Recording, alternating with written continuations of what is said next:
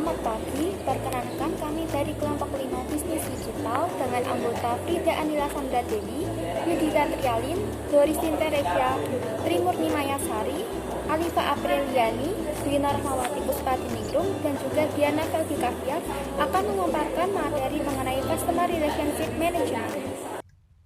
Customer Relationship Management atau yang lebih dikenal sebagai CRM merupakan sebuah fungsi terintegrasi yang menunjang sebuah perusahaan dalam bidang pemasaran, penjualan, dan pelayanan yang dapat meningkatkan nilai kepuasan tinggi. CRM adalah sebuah strategi bisnis berorientasi pelanggan di mana sebuah organisasi berusaha meningkatkan kepuasan dan loyalitas pelanggan dengan menawarkan layanan spesifik pelanggan. Organisasi mengumpulkan dan menganalisa data pola pelanggan, menginterpretasikan perilaku pelanggan, membangun model prediksi, merespon komunikasi pelanggan secara tepat waktu dan efektif, serta mengirimkan nilai barang dan jasa ke pelanggan individu. Melalui pemahaman yang baik atas pelanggan yang sudah ada, perusahaan dapat berinteraksi, memberikan tanggapan, dan berkomunikasi lebih efektif dengan pelanggan tersebut untuk meningkatkan tingkat retensi.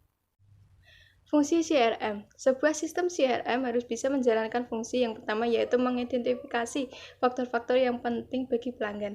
Yang kedua yaitu mengusung falsafah customer oriented atau customer centric. Yang ketiga yaitu mengadopsi pengukuran berdasarkan sudut pandang pelanggan. Yang keempat, membangun proses ujung ke ujung dalam melayani pelanggan. Yang kelima, menyediakan dukungan pelanggan yang sempurna. Yang keenam, menangani keluhan atau komplain pelanggan. Yang ketujuh, mencatat dan mengikuti semua aspek dalam penjualan. Yang kedelapan, membuat informasi holistik tentang informasi layanan dan penjualan dari pelanggan. Oleh karena itu, agar sebuah sistem CRM dapat menjalankan fungsinya, maka diperlukan perencanaan bisnis yang matang, mendefinisikan tujuan dan sasaran dari penerapan CRM, menentukan batasan-batasan dari CRM menurut strategi yang ditetapkan, menentukan standar aturan penanganan strategi berdasarkan informasi dari sistem CRM seperti perubahan, perbaikan, dan pemantapan strategi.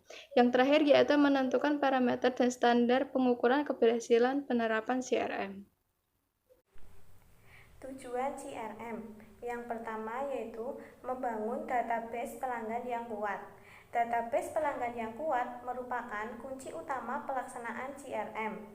Ada alasan mengapa perusahaan perlu membangun database pelanggan yang kuat.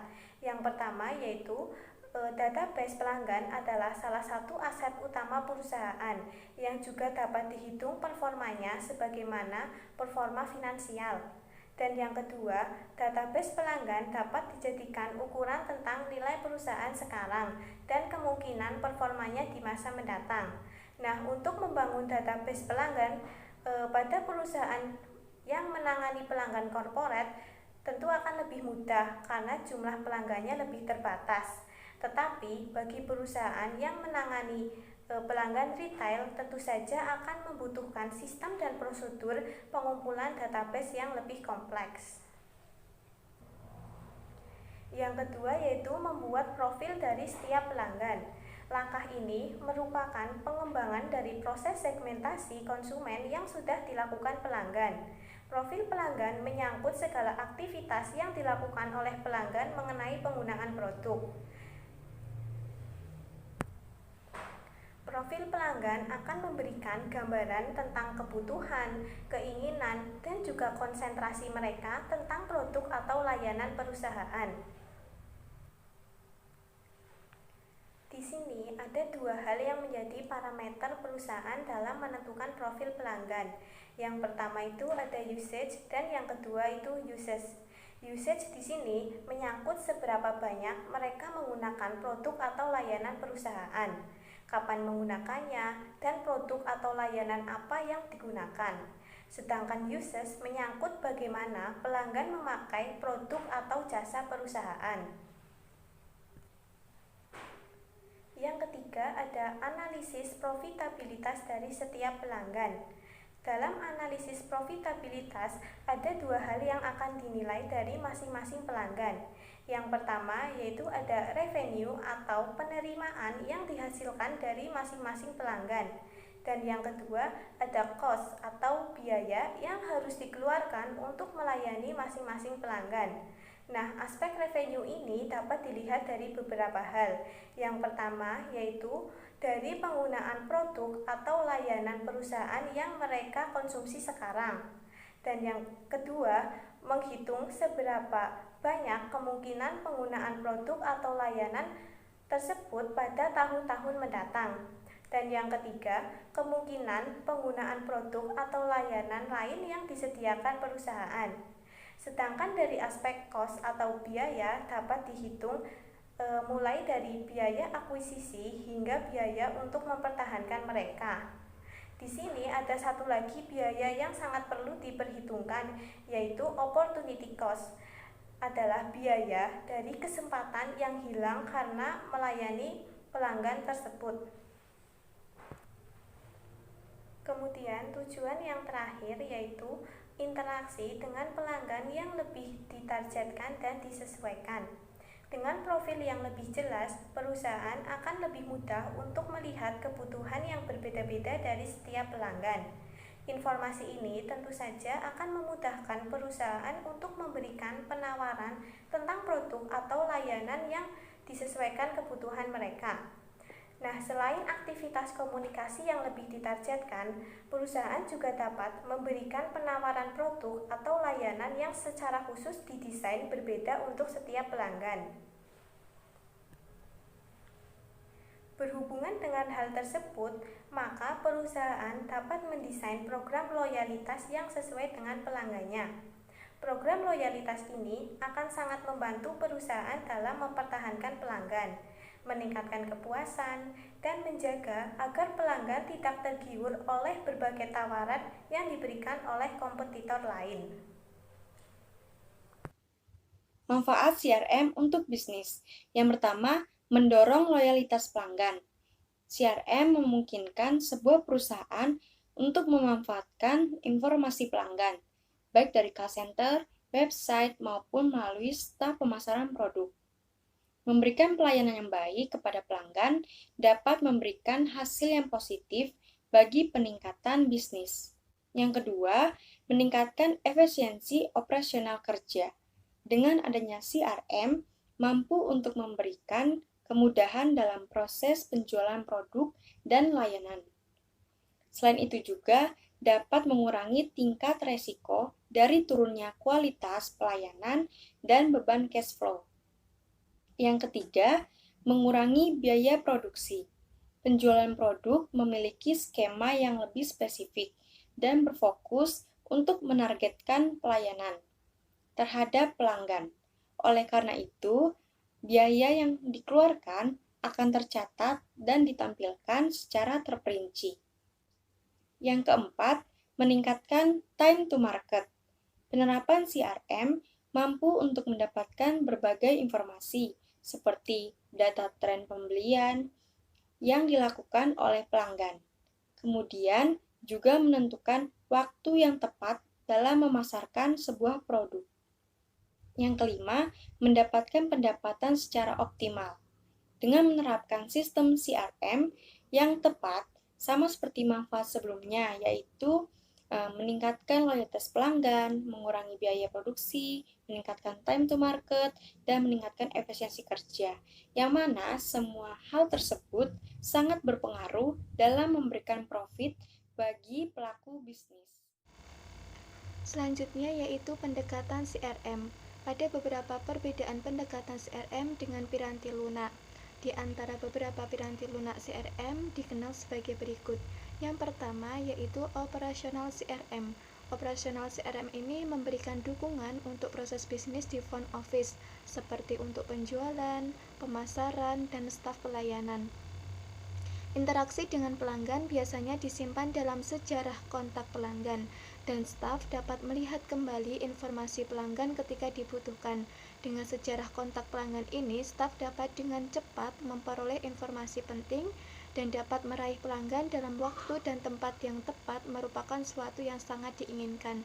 Yang kedua yaitu menggunakan Salesforce Automation atau SFA.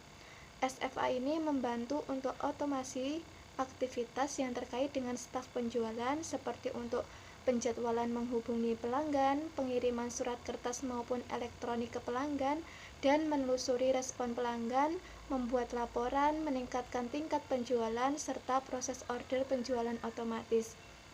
Yang ketiga yaitu analytical CRM. Ini menganalisis data pelanggan untuk berbagai tujuan seperti merancang dan menjalankan kampanye target pemasaran, termasuk melakukan cross-selling, upselling, sistem informasi manajemen untuk forecasting, keuangan, dan analisis profitabilitas pelanggan. Yang keempat yaitu intelijen penjualan. Intelijen penjualan atau sales intelligence dalam CRM adalah sejenis dengan similar to analytical CRM, tetapi ditekankan lebih jauh untuk piranti penjualan langsung dengan fitur untuk mencari peluang cross-selling atau upselling atau swiss selling, kinerja penjualan, kecenderungan pelanggan, dan margin pelanggan. Yang kelima yaitu manajemen kampanye. Ini mengkombinasikan elemen antara CRM operasional dan analitik agar dapat menjalankan fungsi pembentukan kelompok target dengan kriteria tertentu, mengungkapkan data pelanggan, mengirim materi terkait dengan kampanye produk untuk calon tertentu menggunakan berbagai saluran seperti email, telepon ataupun SMS dan surat, menelusuri, menyimpan, dan menganalisis statistik kampanye. Dan yang terakhir yaitu atau yang keenam yaitu kolaboratif. Kolaboratif CRM ini mencakup aspek-aspek yang ditangani korporasi yang terkait dengan pelanggan pada berbagai departemen seperti pada bagian penjualan, dukungan teknis, dan pemasaran. Staf dari berbagai departemen pada korporasi yang sama dapat saling bertukar dan berbagi informasi yang dikumpulkan ketika berinteraksi dengan pelanggan. CRM jenis ini bertujuan untuk menggunakan informasi yang dikumpulkan secara bersama di semua departemen untuk peningkatan kualitas pelayanan yang diberikan.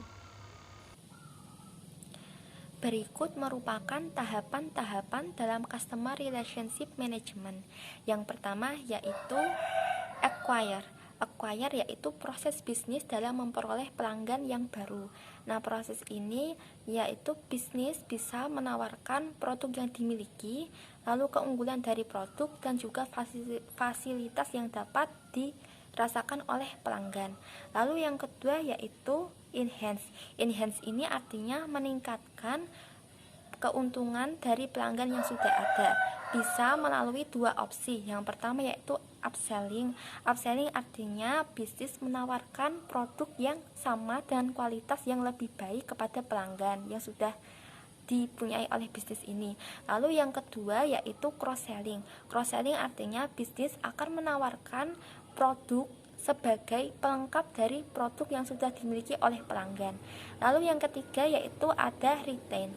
Retain ini artinya perusahaan akan fokus untuk mempertahankan pelanggan yang sudah ada. Bisa melalui perusahaan ini menawarkan layanan pengaduan kritik, saran, dan juga penilaian atas fasilitas atau layanan, jasa, atau produk yang sudah dimiliki oleh pelanggan. Teknologi pendukung CRM. Yang pertama adalah Customer Database. Sebuah sistem tak akan pernah berjalan dengan baik tanpa adanya database. Begitu pula dengan CRM ini. Yang menjadi tulang punggung dari sistem ini tak lain dan tak bukan adalah database dari customer. Informasi yang diperoleh dari konsumen baik berupa interaksi dengan perusahaan dan prospek kedepannya akan sangat berharap. Termasuk juga informasi yang diperoleh dari order customer, informasi tentang support yang diberikan, request customer, komplain, interview, dan survei yang telah diberikan. Yang kedua adalah customer intelligence, yaitu upaya untuk mengotak-ngotak customer sesuai dengan needs dan kebutuhan masing-masing. Tentu saja hal ini tidak bisa dilakukan dengan bantuan software atau manual manusia. Setelah ia mengotak-ngotak, kita akan bisa dengan mudah memasukkan customer itu ke dalam permainan strategi bisnis perusahaan. Contohnya adalah pembagian customer potensial, customer biasa, dan customer tak potensial. Ia akan memudahkan kita untuk mengetahui apakah customer itu cukup puas atau tidak. Yang ketiga adalah customer capacity and competency development. Tujuan dari teknologi pendukung ini adalah continuous improvement yang memungkinkan perusahaan berada sedikit lebih dekat dengan apa yang dimaui oleh customer. Sistem yang kompleks memang dibutuhkan untuk mencapai hal ini, tapi bukan hanya itu. Praktek langsung jauh lebih powerful untuk mencapai level kepuasan pelanggan yang diinginkan. Kombinasi sempurna dari manusia dan teknologi akan menghasilkan salah satu core kompetensi yang memungkinkan perusahaan terus berada di depan dalam kompetensi CRM. Nah, bagaimana teknologi pendukung CRM membantu perusahaan? Yang pertama adalah memahami kebutuhan pelanggan. Teknologi pendukung CRM membantu hubungan perusahaan dan pelanggan menjadi lebih bermakna. Yang kedua adalah membantu perusahaan untuk selalu update tentang tren yang sedang berlangsung. Perusahaan menjadi lebih kreatif dalam mencari celah agar dapat unggul dari kompetitor dan memenangkan persaingan di pasar. Yang ketiga adalah memberikan kesuksesan dan produktivitas dalam bisnis. Integrasi teknologi dengan aplikasi CRM dapat menjadikan bisnis yang lebih sukses dan produktif. Nah, apa saja teknologi pendukungnya CRM? Yaitu ada email, mobile atau handphone, aplikasi pesan, dan yang terakhir adalah call center. Aplikasi Customer Relationship Marketing. Salah satunya yaitu Sugar CRM. Nah, Sugar CRM adalah aplikasi CRM yang terbaik di lingkup open source. Sugar atau Sugar CRM dapat digunakan oleh berbagai perusahaan, dari mulai UKM hingga perusahaan besar. Sugar CRM dapat dengan mudah beradaptasi pada berbagai lingkup bisnis dengan menawarkan banyak fleksibilitas, alternatif biaya yang murah, hingga ke solusi berbayar. Dalam pengembangannya, Sugar CRM melibatkan banyak narasumber, dari mulai operator aplikasi CRM, para pelanggan, pengembangan, dan para ahli.